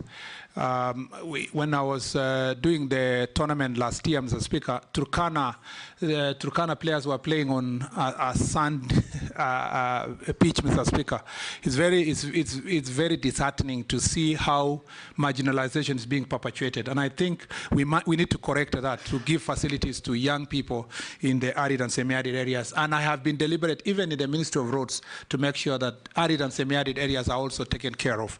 Mr. Speaker, on the question of youth mainstreaming, I agree with Honorable Shuria also that we shouldn't talk about youth only to be confined to youth department. or the youth ministry. It is a mainstreamed issue across the board. And that's why I said earlier that the youth ministry itself should provide oversight whether the other departments of government are achieving the objective of creating employment and creating opportunities for young people to do business and making sure that they are given access to have a voice. Mr. Speaker, part of those initiatives that were done after post-election violence by the second term of President Kibaki was to have a National Youth Council, which has never been operationalized up to now. I participated in the youth agenda in the whole conversation about how to operationalize the National Youth Council. I want to promise the people of Kenya that we are going to give the young people of Kenya a voice to elect their own leaders from grassroots to national level, so that then the objective of National Youth Council is going to be achieved, where they will have their own leaders elected by themselves. Part of the reasons why young people are in the streets protesting is because they feel that they are not being involved in decision making, or they have no voice, they have no channels of releasing that which they would like to give to the country. And I don't want tokenism in this case. They must also be part of the decision making. Mr. Speaker, when I got any opportunity to appoint board members in the previous ministry where I was, Mr. Speaker, without being nostalgic, I made sure that youth were in every agency that I appointed. In fact, in some of them, like the Kenya Railway, there are more than 2. If you go to Kenya Ports Authority, we appointed a 26-year-old board member. And these are big corporations that people think that young people should not be sitting there. I made sure that there was a deliberate effort to mentor. Mr. Speaker, Honorable Mukame has asked a question. Can the youth of Kenya trust me to lead them? They should trust me because of my track record. My track record, Mr. Speaker, in the previous ministry speaks for itself. My track record as a senator speaks for itself. My track record as a mentor. I have mentored people, Mr. Speaker, who have become members of parliament. That is what you started with. Leaders and MCAs. No, but the question was asked that how do they trust me? They should trust me because I have mentored young people until some have accessed higher positions of governance in this country. And if they got a minister that they should be proud of, and they will be seeing it is Kipchumba Murkomen. If you are confirmed. Yeah, if I'm confirmed. Mr. Speaker, on the question of Honorable Mishi, ningependa kusema ajibu Kiswahili kile sanifu watu wangu pia waelewe. Bwana Speaker, tumetenda Kiswahili sanifu or the opposite? Bwana Speaker, tumetenda kazi nyingi sana katika poti ya Mombasa, na nilianzia hapo awali wakati niliposema tumeimarisha biashara katika poti ya Mombasa. Sasa hivi uongozi wa poti ya Mombasa mkurugenzi, kwa nini hukumaliza kivuko cha Mtongwe? Ndio nakuja kwa nini floating bridge ilitolewa? Ndio ninasema hivyo Bwana Speaker. Kuimarisha utendakazi katika poti ya Mombasa ilikuwa pamoja na kuondoa ile floating bridge yenye ilikuwa pale, kwa sababu ilikuwa inapoteza masaa 8 ya biashara katika poti ya Mombasa. Ukisikia kwamba biashara kwa poti ya Mombasa imeinuka, ni kwa sababu tulitoa zile vikwazo ambazo zilikuwa zinatufanya tusifikie malengo yetu kama wizara ya uchukuzi. Na kwa hivyo kuna mara nyingine lazima uhakikishe ya kwamba unaangalia faida yenye inatokezea kwa watu wote wa Likoni, sio wachache. Ya pili, Bwana Speaker, tumeharakisha ile barabara ambayo ni Southern Bypass yenye inaweza kufukisha wananchi kupitia Dongo Kundu bila kutumia ile bridge. Ya tatu, Bwana Speaker, nilisafiri na Mheshimiwa Rais tukahakikisha kwamba tutaanzisha ile bridge ya Likoni Bridge, mpango kubwa sana ambayo itabadilisha maisha ya watu ya Likoni na Mombasa. Na kwa hivyo Mtongwe Bridge ferry, Bwana Speaker, kweli ni kweli kwamba tumeanza kazi, na ninaamini ya kwamba wale wamebaki pale watahakikisha wamemaliza yenye imebaki. Bwana Speaker, nakubaliana na Mheshimiwa Mishi kwamba kusema si kutenda. Na ni ukweli kwamba Bwana Speaker, nilitenda mengi bila kusema. Ni wazi ya kwamba wewe na naibu speaker Mheshimiwa Gladys Sholei mlisema wazi ya kwamba makosa kubwa ya serikali hii ni kwamba hatujatangaza vilivyo yale yote ambayo tumetenda. Kwa hivyo, kwa sababu nimepata nafasi hii, hayo ni baadhi ya mambo ambayo tumetenda katika wizara hiyo. Bwana Spika, Bwana Spika, mwenyekiti. Bwana Spika, mwenyekiti, nataka hapa ieleweke, kwa sababu huu mradi wa floating bridge haukufanyika kitambo, na ukumbuke ulitumia milioni 300. Sasa ukisema muliitoa tu kwa mambo mengine, wakati ilipokuwa inatekelezwa hamkufikiria hizo milioni 300 za Wakenya zimepotea tu kiholela. Bwana Spika, ni kweli kwamba ni kweli kwamba tumepoteza milioni 300, lakini tumetengeneza bilioni ngapi? Tumeongeza faida ya poti kwa bilioni 10. Ukilinganisha milioni faida au mapato? Mapato. Tuseme but it's faida because it's the difference between the 60 billion we raise and the amount that is Mr. Speaker, I didn't want to call it profit, but yes, if you really want to call it profit, it's profit by 10 billion shillings. And so to chase 300 million at the expense of 10 billion, it was a wise decision to make sure that you do away with that floating bridge for the benefit. Mr. Speaker, Mheshimiwa aliuliza talanta hela. Yes. Hii ni kusema kwamba tuko tayari kubadilisha talanta yako ikupatie hela, na ni kwa njia nyingi, kwa kuweza kuanzisha katika mashinani yale miradi ambayo yatahakikisha kwamba kuna mchipuko, Bwana Spika, ya michezo hali mbalimbali, pia ya kuhakikisha kwamba tumeleta teknolojia kusaidia kuhakikisha kwamba Wakenya ambao wako na talanta wanaweza kutangaza talanta yao na kuweza kupata hela kwa mifuko yao, Bwana Spika, kulingana na ile bottom up economic transformation agenda ya serikali hii. Bwana Spika, mwisho ningependa kusema yale maswali ya Mheshimiwa Rehab Mukami, that we don't have the youth officers. It is true. As I told you, the youth department has been neglected.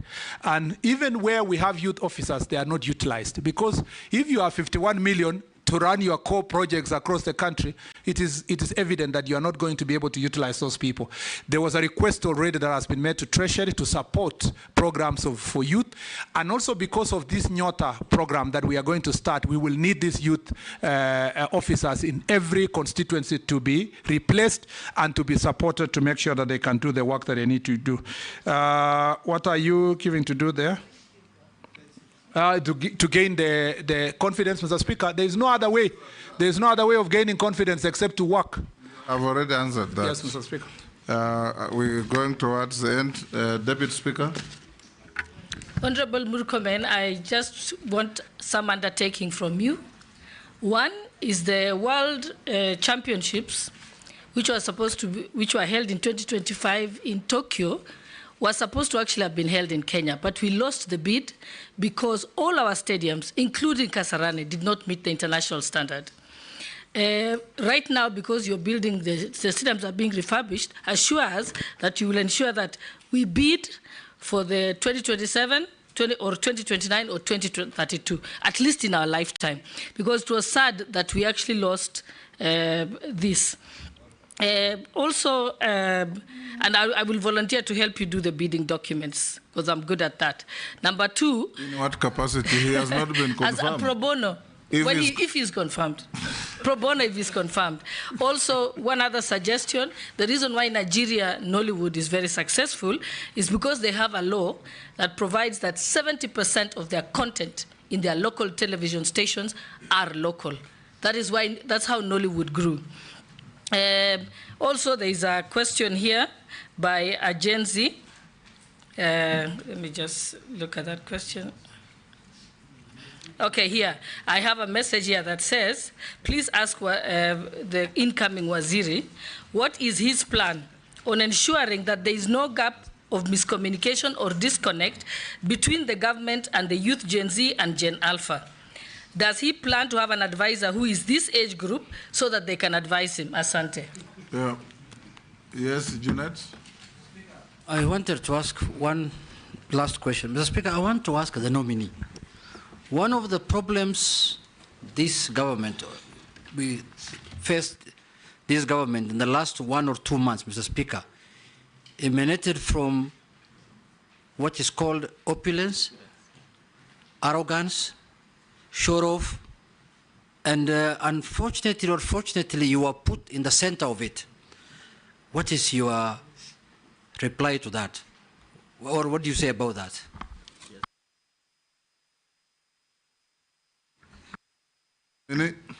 Thank you, Mr. Speaker. Let me start by, yes, I agree with Honorable Cholet that, Mr. Speaker, we should be holding world championships. You remember we held the was it under 17 or under 20? Yes. Most of those athletes, yeah, under 20, and we were in Kasarani, and most of those athletes now are at the Olympics. Mr. Speaker, I believe that if we deliver the infrastructure we have talked about to the standard required, we should be able to host it at the next available opportunity. And I want to thank the Honorable Cholet that should I be confirmed, she will also be willing to support, Mr. Speaker, and that is patriotism. That's an act of patriotism. And number two is that this law, I know we have a policy in Kenya, I think it was put at the time of Honorable Tuju, if I'm not wrong, that says 60% of the content should be local, but as a policy, as a directive. But I think we need to move it to law. So when we are revising because we have now a draft creative industry bill and policy, I think as we move to that direction, we should include that in the bill. Mr. Speaker, Honorable Cholet also has talked about communication and reaching out to the younger people. I want to confirm that, Mr. Speaker, I will make sure that I work with the young people, and I will, resources permitting, and it's my wish that I get somebody to work with me who is at the age of what is now called Gen Z or Gen Alpha. That group, Mr. Speaker, who are in their 20s to 30s, Mr. Speaker, I would like to have one of them work in my office, but also I'd like to make sure that the internship programs that we also have in the government, some of those who will intern within the ministry to intern in my office, so that they can also help me build my capacity among young people, so that I continue benefiting from the benefits working of these young people. By the way, I want to assure our young people that they should not fear anything about. I am very enthusiastic about sports and youth, and that, Mr. Speaker, is important to make that assurance. Mr. Speaker, Honorable Junet has asked a very pertinent question. I'm very happy to have this opportunity to say this. Mr. Speaker, I am not arrogant. In fact, Mr. Speaker, I am as gentle as a dove. For those who know me, who are my friends, they know that I cannot hurt a fly. Mr. Speaker, I have many friends in this parliament. They know me. And I have many friends who I've worked with. The problem with public service, and particularly if you have been a politician, you are always around here confronting challenges. And sometimes when you speak in a particular manner, it's concluded that that person is arrogant. Mr. Speaker, I am not. And as a Christian, I should not be containing arrogance. Number two, Mr. Speaker, on the question of opulence, Mr. Speaker, I must say this with utmost respect. I do not know even what opulence means, Mr. Speaker. And let me say this. I take it to mean that people who are opulent are the ones that bask in wealth and modern things. You will see them exposing where they are with their families, where they live, showing which car they drive and all that. Mr. Speaker, I just became a victim, unfortunately, of a crossfire of a conversation. On things, Mr. Speaker, I did not go anywhere to announce to somebody that I wear this, I do that. It's just that some pictures take something you wear and this, that, Mr. Speaker. Ultimately... And you spoke carelessly somewhere. Ultimately, Mr. Speaker... In some radio show. It wasn't careless, Mr. Speaker. Ultimately, yes. I was asked in a radio show a direct question. What is the most expensive shoe, tie, watch you have ever worn? Mr. Speaker, I had two choices. You didn't know it was a trick? No, it's not a trick. Even if it was a trick, I had two choices. Either to lie or to say the truth. Or not to answer. Mr. Speaker, no, let me just come to that. That was the third Mr. Speaker, I would have refused to answer, but I also had the opportunity to say the truth. And by saying that truth, Mr. Speaker, having been put that question to me, Mr. Speaker, it was not by my own choice to go and say, and Mr. Speaker, you know, for me who has grown up as a son of a squatter in Embobut Forest, you know that even when we were growing up, if you get one shoe or one watch like the one I got when I was in primary school, That is your Sunday best. That is your Sunday best. It's that one expensive thing you have that sometimes you are happy with. But to say I'm opulent, Mr. Speaker, I must say this with utmost respect. I have never gloated anywhere about anything I wear, anything I have, Mr. Speaker. Even where I live, Mr. Speaker, I've never gone to announce to people that I have this kind of a house. Or, Mr. Speaker, I've never even bragged about the car I drive, even if all those things could be more expensive than the things that have been mentioned. And I have said this, and I say this when the president nominated me. There is a verse in the Bible that says, if your eye is going to hurt a neighbor or your hand is going to hurt a neighbor, you better gouge it out so that you don't make your neighbor to sin. And I say this when the president nominated me, that if in any way I behaved either by speech or conduct or my lifestyle, Mr. Speaker, in a manner that hurts any Kenyan, I apologize profusely. Mr. Speaker, that I said, and I mean it. I mean it as a Kipchumba, and I mean it as a Christian. That if I had, and Mr. Speaker, to demonstrate my commitment, Mr. Speaker, if any Kenyan tells me tomorrow that you can only wear butter shoes, and it will help me, Mr. Speaker, I'm being very honest, that if you wear only butter shoes, it will promote us to focus on your job and to hold you account on your job, Mr. Speaker, I'll do so. Because I do not want anything to distract the people of Kenya from the things I do. And I say this, Mr. Speaker, this is the conclusion, having managed, Mr. Speaker, a ministry that has so many agencies and a huge budget, I am extremely proud as Kipchumba Murkomen that for 2 years, I have not been mentioned on questions of incompetence. I've done my job with utmost hard work. The people I've left back in the ministry are very proud of the work we did. Number two, Mr. Speaker, that in those 2 years, I have not been accused by anybody on anything related to impropriety or corruption. Integrity is my middle name, Mr. Speaker, and I intend to keep that integrity, Mr. Speaker, notwithstanding the misconception that came around this. And I will remain in that narrow path, Mr. Speaker, for the benefit of our country. Don't fear, don't live in fear.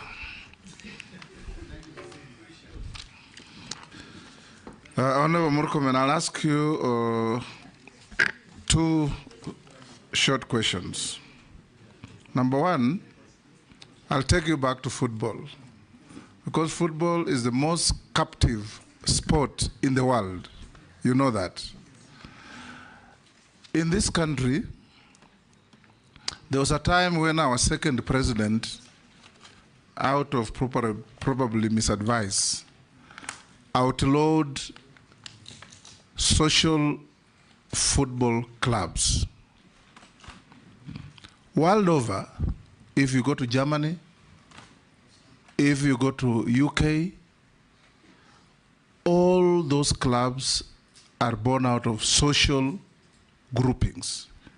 Emirates, we have my team, Arsenal. You have Manchester United, you have Man City, you have Bayern Munich, Bayer Leverkusen, all this. Can you, pardon? Our team. You also have our team, and you have Murkomen's team called Manu. If you find favor with this committee and become a CS, would you consider formulating policy to the extent that corporates don't have to run football teams, but they can sponsor football teams? I don't understand why breweries should be running a football team. Soon perhaps Safaricom will run a football team and others. Why can't they channel those resources to social groupings that have got emotional attachment to the game that will promote football in this country? Number two, when FIFA continued unreasonably interfering in the management of football in Nigeria and Cameroon, the government deliberately tell them, go to hell, suspend us for 2-3 years, it doesn't matter, we'll organize our sports, hold elections, have accountable leadership, and we'll come back to play with you. At some point, you might just have to bite the bullet and take us in that direction, because the mess that we see in the management of football in this country is not taking us anywhere. Remember the good old days of Muhammad Abbas, Josephat Morila, JJ Masika, Onyango Jogo, all Ayoi, all those greats. And those are about 20, 30 years ago. We had better football in Kenya 30 years ago than now. You should undertake to Kenyans that you are going to correct this mess. And if it means Kenya missing out on FIFA activities for a year, so be it, so that we can put our things right. Number 4, you already alluded to this. Please change the law, manage organizations that run our sports, give them proper legislation that will say you can be elected, whoever you are, but you run 3-4 years, renewable ones, and you go. So that we don't have people living in sports in perpetuity without giving room to others. I also want to ask you about our athletes.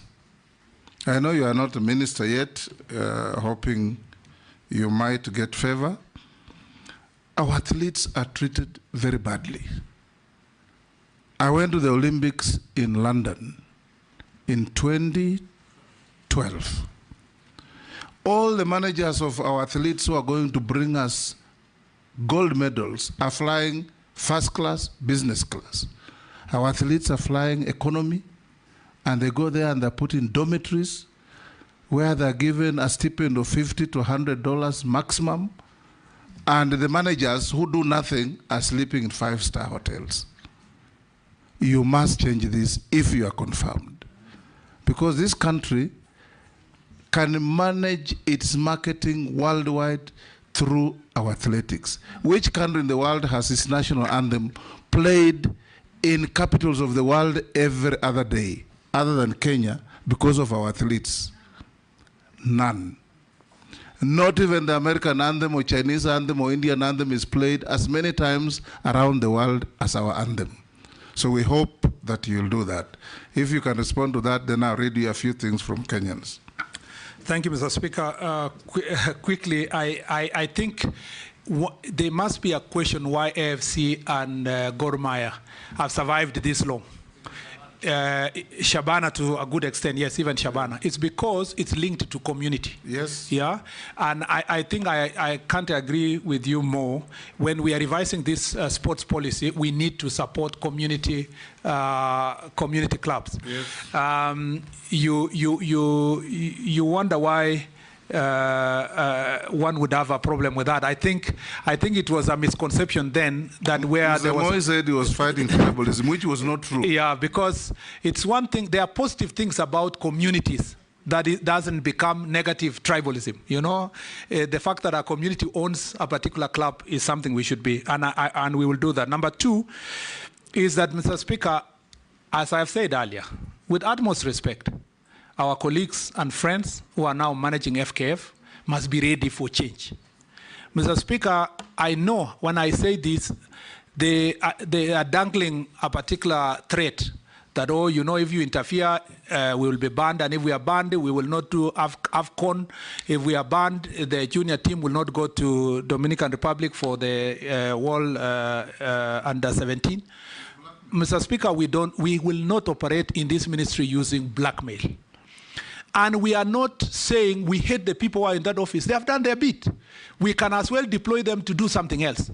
But let's open the door for other Kenyans to elect sports leaders of sports federation. Do you know, Mr. Speaker, that sports like tennis, like basketball, like cricket, like badminton can really employ so many people? Do you know what?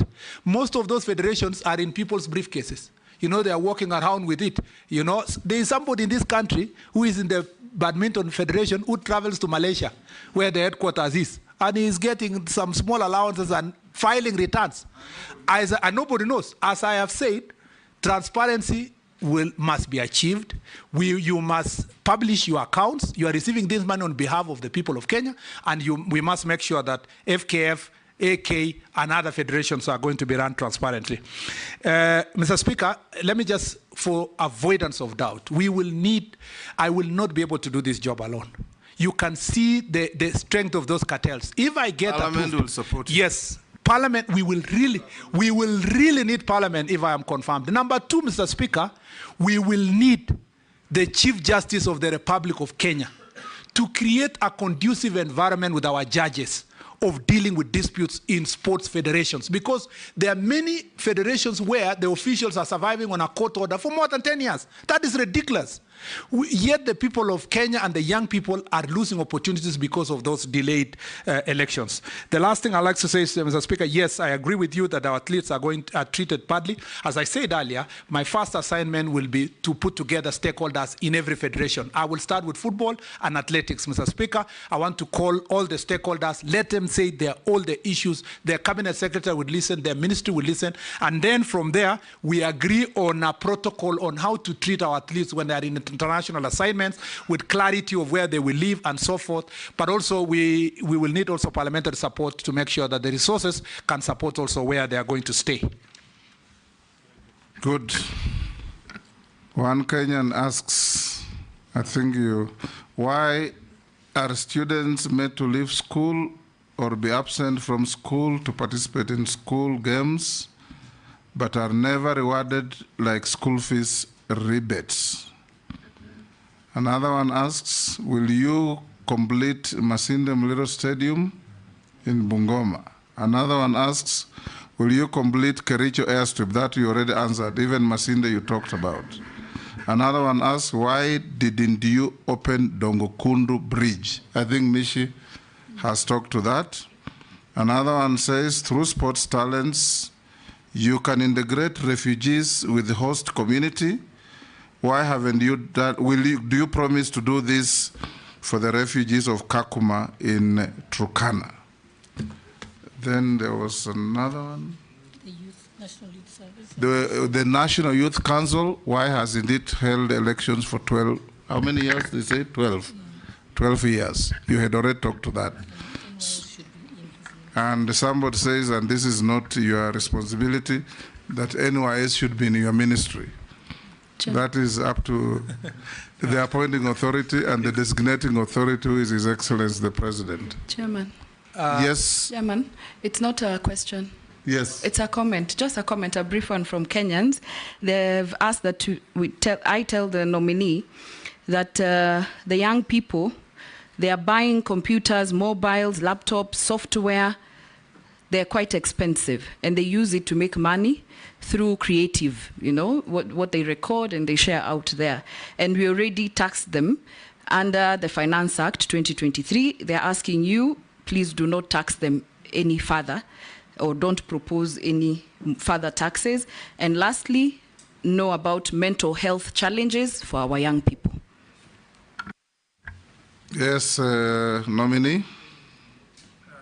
Thank you, Mr. Speaker. The rewards, school rebates, yes, St. Patrick's High School, where I went, used to have this free scholarship for all the sports athletes. And they used to even to have a scholarship also for the volleyballers when we were doing very well. Schools should be able to have that kind of a scheme, because their sportsmen promote the school, and they can be given scholarships with the board of management working together with the administration to make sure that they support the schools.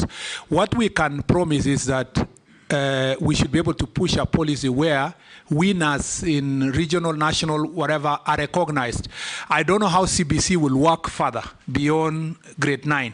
Hopefully, even in the next stage, it's going to be able to integrate these sportsmen and women, or girls and boys, to make sure that they are rewarded marks for their performance in the field. I hope that can be done, and that's a policy decision that is in the Ministry of Education. As I said, it's a very important ministry in terms of working together with the sports department. Dongokundu Bridge will be opened soon. It's nearly complete. That is almost there. Sports integration of the refugees with local community, Mr. Speaker. A little bit of this is not in our ministry per se. That is the sports, the integration of the local community and the refugee. That is a decision that has to be made from the interior, from immigration, on the status of the refugee. But as you know, the refugees have a chance to also compete in Olympics. A man called Losike was trying to link it to sports. Oh, okay, yeah. Yes, Mr. Speaker. Then I understand what he was trying to do. On the National Youth Council, I spoke to it and I said that I am going to make sure that we do the elections from the grassroots level. On the question of taxes, as has been raised, taxes is on gadgets and equipment and so forth.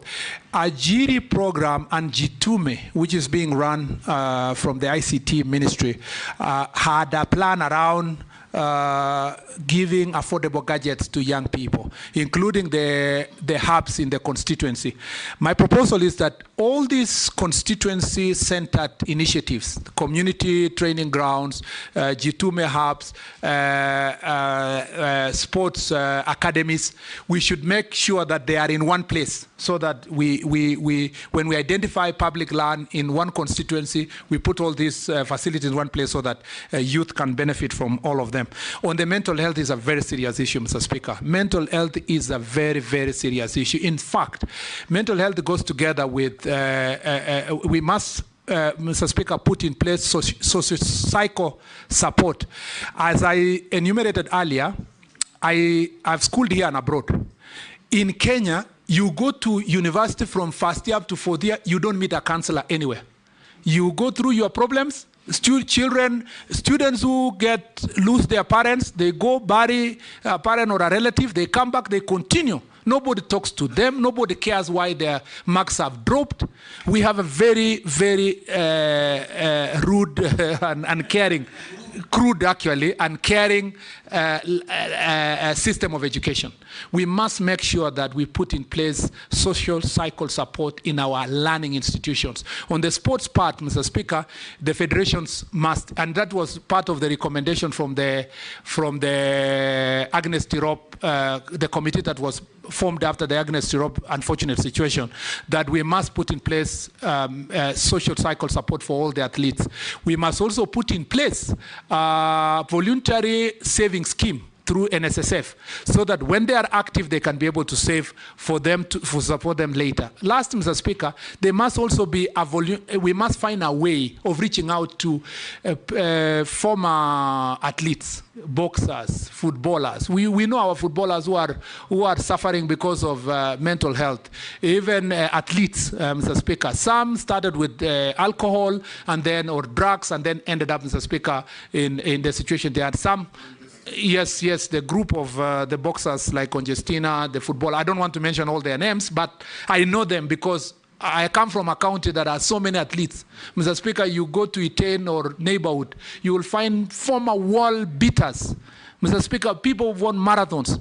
Somebody sleeping in a trench, Mr. Speaker, drunk because of frustrations. Perhaps the little resources they got was swept away by parasites, Mr. Speaker, that come in form of women or relatives or neighbors. Mr. Speaker, their mental health. Women are not parasites.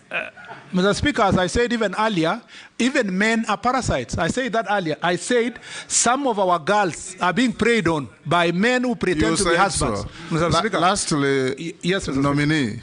In case you are approved, for our athletes, I started a policy when I was in foreign affairs. World beaters like Young, Faith, Kipyegon, Mora, and others, you should have a policy of giving them protocol services when they travel. Translators. You know, I remember one of our athletes, when she finished a marathon and had won, she was asked, how did you find the sport? She says, I just ran and kept running, and then God came into me, and I continued running, and I won. You know, if you give them support services, media, and there is nothing that outlaws speaking in mother tongue after you have won. As long as you're somebody next to you who can translate what you are saying to the world. So you should consider a policy of giving them that. Then, lastly, under President Kibaki, there was a policy of rewarding our athletes who won medals in the Olympics and elsewhere. President Ruto started awarding those who get gold medals. Is it medals or break world records? Who break world records? We should also extend that to those who win gold medals, silver medals. You know, to some countries, even coming back with bronze is big business. It becomes a national celebration. So you should also have a policy of graduated rewards for these world beaters who bring glory to our country. Now, lastly, I'll ask you a few, those were just comments. But if you want to comment? Something. Mr. Speaker, I think the biggest problem is that we don't prepare our athletes for after career. If you see the commentators in the Olympics, you will have people like Lewis, people like Michael Johnson, yes. Maria Mutola, you know, former footballers, former athletes are now having opportunity for commentaries. Some, like Sebastian Coe, are now leading World Athletics Council. At least we have Tergat and a few others. Mr. Speaker, what is lacking is we need to make sure that when athletes are come up at 18, 19, 20, they should not leave their education. We must find ways of still linking them to education. If you see what Faith has done and Kipchoge, it is very commendable. You can see they can express themselves, they are able to speak, and they have a better career when they retire. And we need to do more of the same in terms of our athletes, and I agree with you on the same. The last thing is to say that the reward system, the policy, the draft policy has provided for how we will reward our athletes. And this, I will make sure that we complete it so that we have a standard reward system. Sometimes, the government of the day, because elections is about to happen, there's a world championship and there's a clamor in the country that, oh, they have not been rewarded and so forth. They quickly say this athlete will be given 10 million, this one will be given 5, this will be given 20, unsustainable in the first place. When elections is over, we go back to so having a policy will make sure that it's better to say a gold is 1 million and it's achievable, or 500,000, or whichever amount of money which will be agreed and is graduated and paid. I have been told that in the ministry there is almost, I don't know, 500 million or so, I can't remember the figure, of rewards that were promised that are pending, together with pending bills. So the athletes have already retired and they have not been paid. I will make sure those are expedited and paid out, Mr. Speaker. I thank you.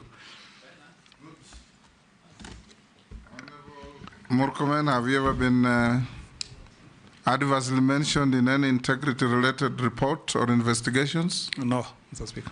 Are you an official of any political party in Kenya? Mr. Speaker, no. What is your net worth? Mr. Speaker, I need to explain this.